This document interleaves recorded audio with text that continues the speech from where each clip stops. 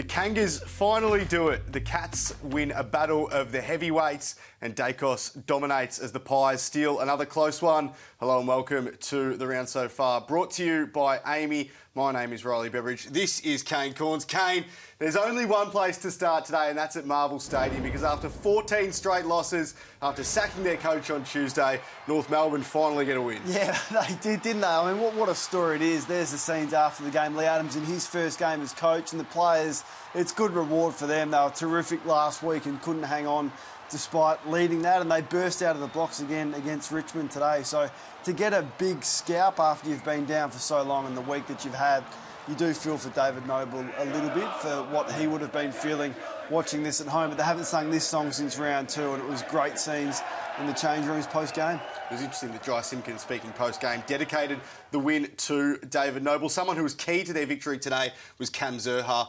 6 goals, a career high. He started the game with the game's first goal. He finished it with the game's sealing goal at the end as well. Don't see Dylan Grimes get beaten this badly and this comprehensively, do you, very often, in fact, ever really. But he was just on fire. He's the explosive player that you love, and you feel like in a good side, his upside could be so massive now. He's out of contract, he's delayed talk, so North will be worried about that because this is what he can do. Everyone wants a match winner, and he was just on. 5 kicks, 5 goals in the first half and then finished with the game winner, which we'll see in a moment. But what an individual performance it was, and there is the match-winning goal from stoppage. Really ordinary defending from both Grimes and also the Richmond setup not to have a player in that spot. Should have been Pickett to get in the way there, and we'll have another look at this. Just a little block from Simpkin here. I mean, that's the selfless footy that we haven't seen from North Melbourne. So outstanding performance from Cam Zurhaar, a worthy Saturday star today. Now, North, they led Collingwood big last week and gave up that lead. They led Richmond big today as well and nearly gave it up as well. It was chaos in the last few minutes. They found themselves behind, and then when they finally did get back in front, they really just didn't know how to win the game and close it out. Experienced footballers making poor decisions. That was a free kick that Greenwood took the advantage from with 2 minutes to go. We're going to see, skill errors across the board, and pressure does funny things. We're seeing the clock here, and once again, a couple of North Melbourne players here had time to actually go back, absorb the clock, take your 30 seconds, but they continually played on when they were protecting a lead and could have run it down to probably 20 seconds, and then Richmond got one last roll of the dice. And Jake Arts was the man who had it. So Noah Cumberland gets the ball inside 50. He probably should go back and take his shot. Probably. Plays on. No idea. Maybe he didn't realise Bailey Scott was there, but I don't know what he's doing. Can you imagine what's going through his head in that situation? No, you just need some good leadership. Jack Revolt was in the vicinity for him. Now, it should be self-explanatory. If you take a mark and there's 30-odd seconds to go, the risk that the siren might go if you play on is there as well. So you're 35 metres out. Go back, sense the moment like Noah Anderson did last week, and they could have been on the other end of the wrong side, which they were last week. So a couple of really disappointing performances from Richmond, considering they dominated the game as well. They're plus 21 inside 50s. They were plus 11 for scoring shots, really inaccurate, plus 10 marks inside 50. And there's their fade-outs where they have actually led and lost, which is a real issue for them. So 6 times this season they've had leads in the quarter 4 and gone on to lose the game. Twice in the last 2 weeks, 3 times in the last 4 weeks. You just hope now, well, it's almost certainly ruined their top 4 chances.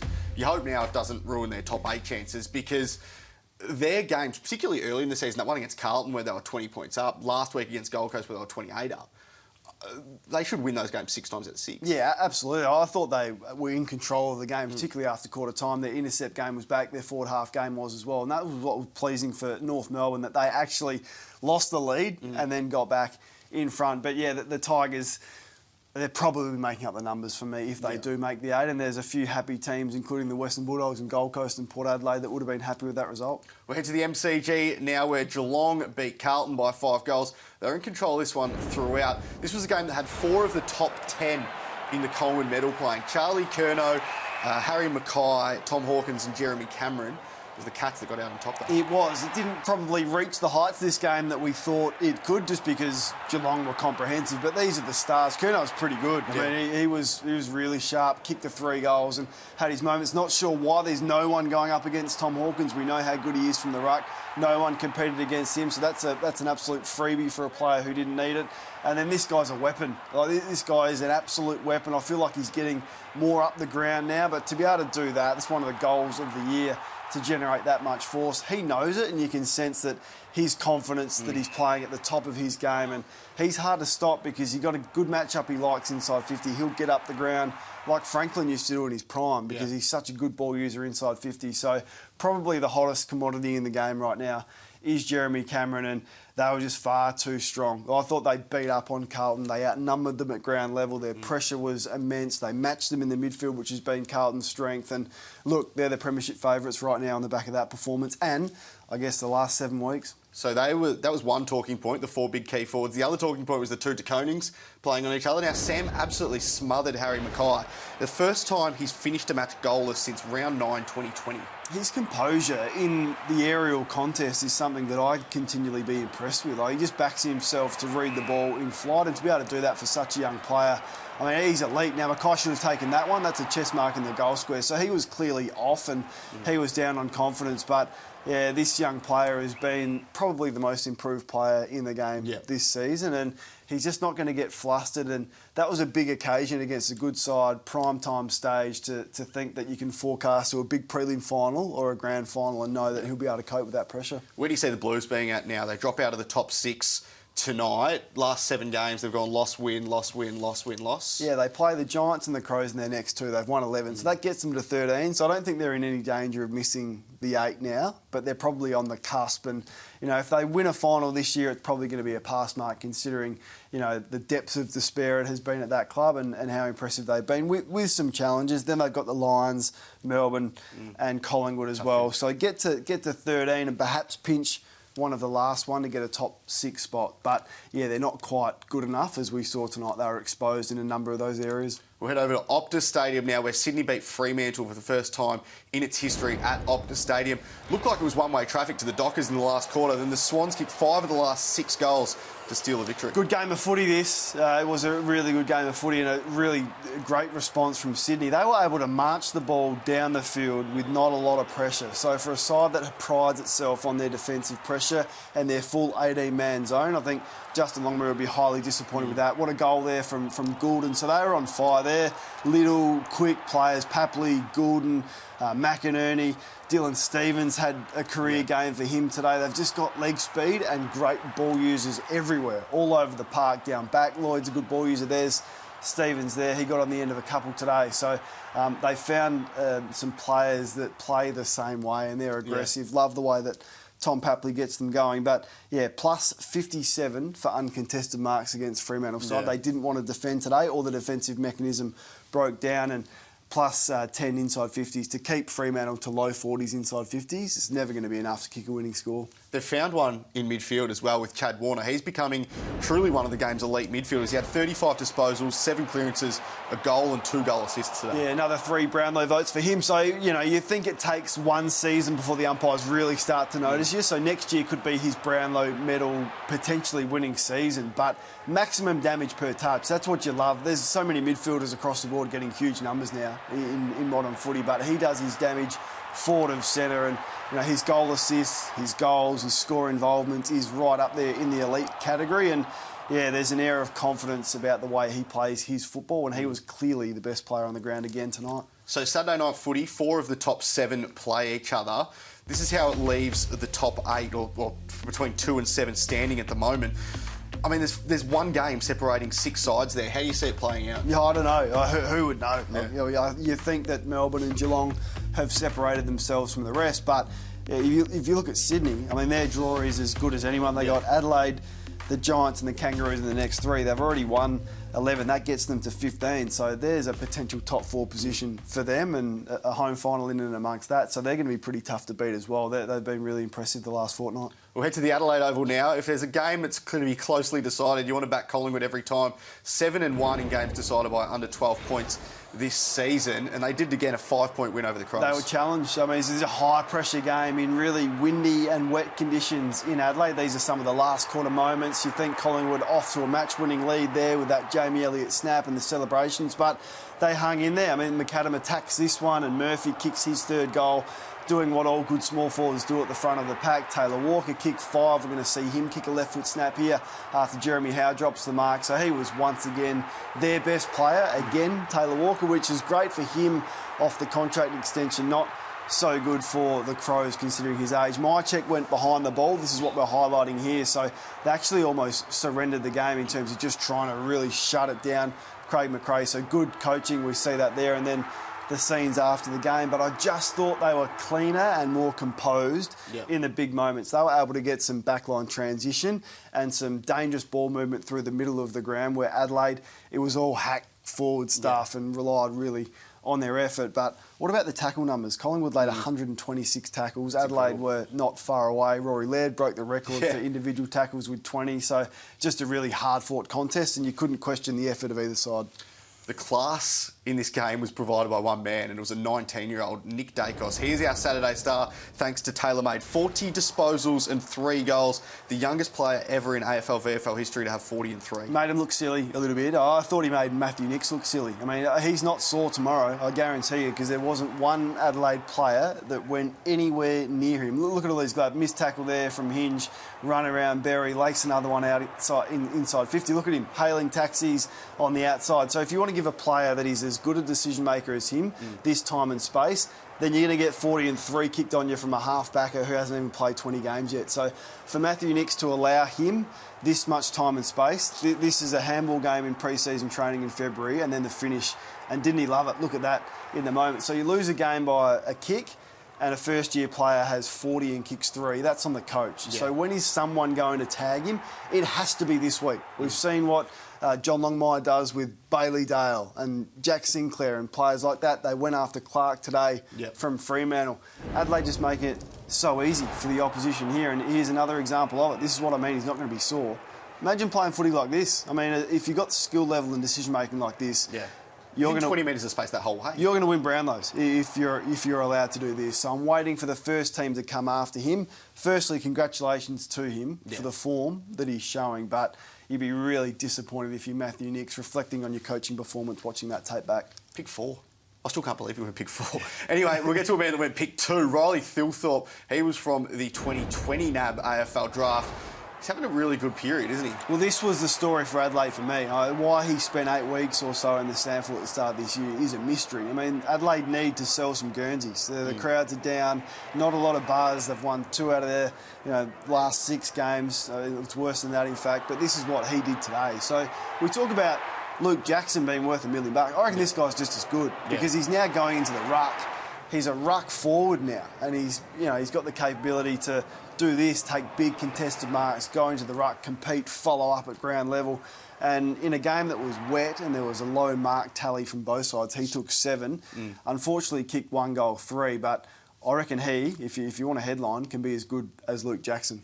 He's just about their best runner at the football club. He wanted to play midfield as a junior, so we'll see how that pans out going forward. You want to raise Jack Ginovan because it's been another week of controversy for him, and his actions in trying to earn head-high tackles again at the centre of the focus. Well, are we the only league that changes interpretation mid-year and doesn't tell the fans? So that's been a free kick all year, and just because it's Jack Ginovan. So Pendlebury does exactly the same thing, and because Scott Pendlebury's a good bloke, he gets the tackle. Because Jack Ginovan's been in the news about it this week, he doesn't get them. So there was one there, but there was 3 or 4 others that were worthy of a free kick.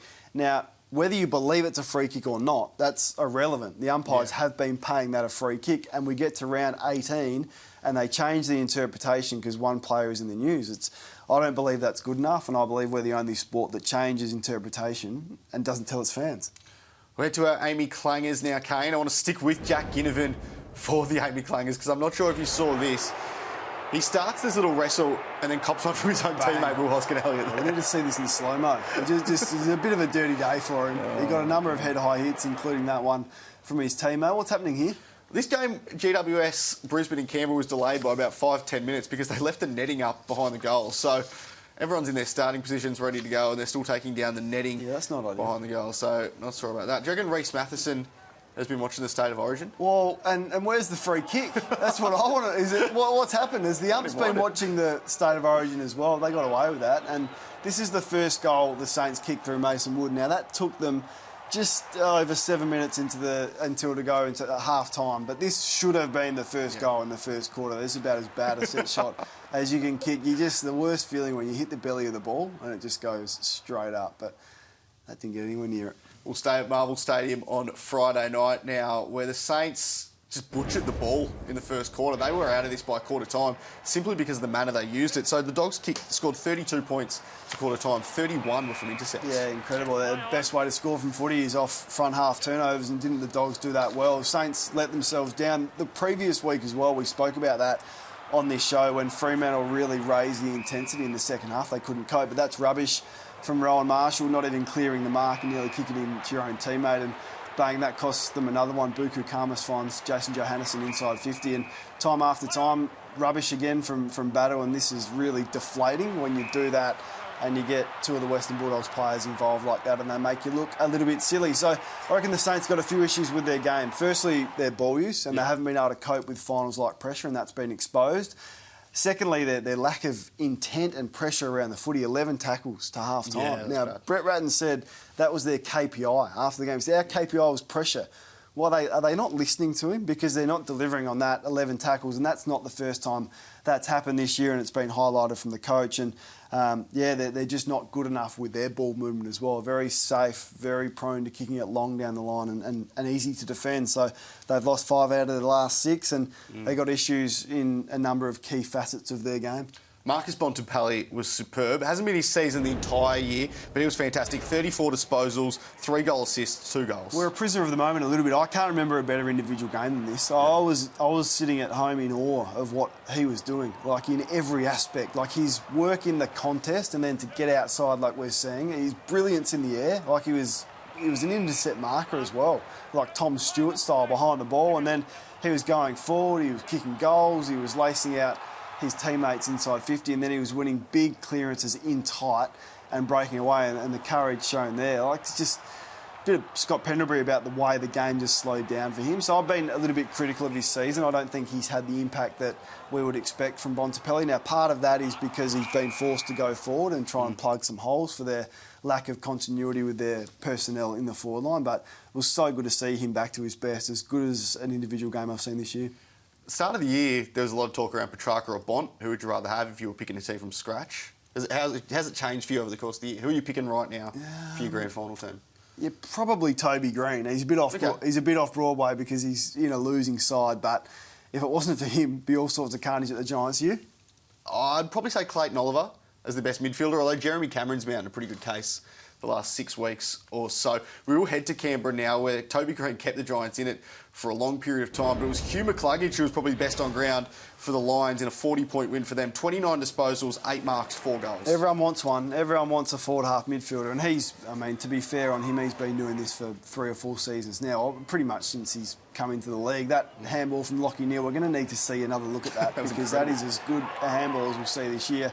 No one better in traffic than Lachie Neale, wasn't even looking, and found his teammate McCluggage. But some of those numbers, as you said, 29, 4 goals, 4 tackles, and was able to really maximise his efforts on the scoreboard. And as I said, like we spoke about with Warner and Bontempelli, these midfielders that do their damage in the front half, not necessarily huge numbers, but maximum damage. So can't wait to see him do it in a big final as well, because a couple of those Brisbane players, haven't been poor in finals, but they haven't been able to get it over the line collectively, despite not being disgraced. So hopefully they can build for the next 4 or 5 weeks and get a good run of it and some momentum into finals.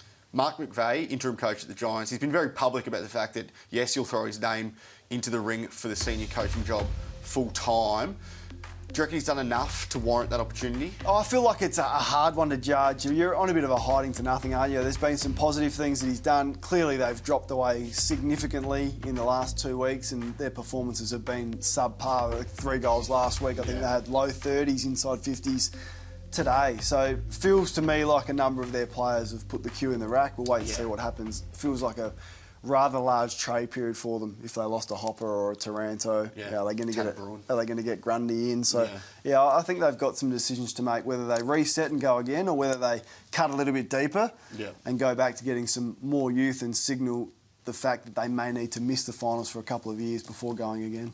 We'll head to the rest of the round now. It shapes as an interesting Sunday of footy. Hawthorn against the Eagles, Melbourne against Port Adelaide and Alice Springs, Essendon and Gold Coast. I tell you what, a final spot is starting to open up for the Suns if they can start to win these last 5 games. Yeah, if Gold Coast can get over the line against Essendon, and if Port Adelaide can have an upset win against Melbourne without Clayton Oliver, I feel like that's going to be difficult with their lack of ruck support. It's going to be a big ask for Finlayson and Dixon. But once again, a big Sunday of footy. It's going to be massive. We'll head to our one more thing now. It was a pretty special afternoon for Scott Pendlebury. Game number 350 for the Pies. Celebrated with, remarkably, his first goal of the season. Was it? He's been held goalless in every game so far this year. First goal he's kicked this year, so everyone got around him.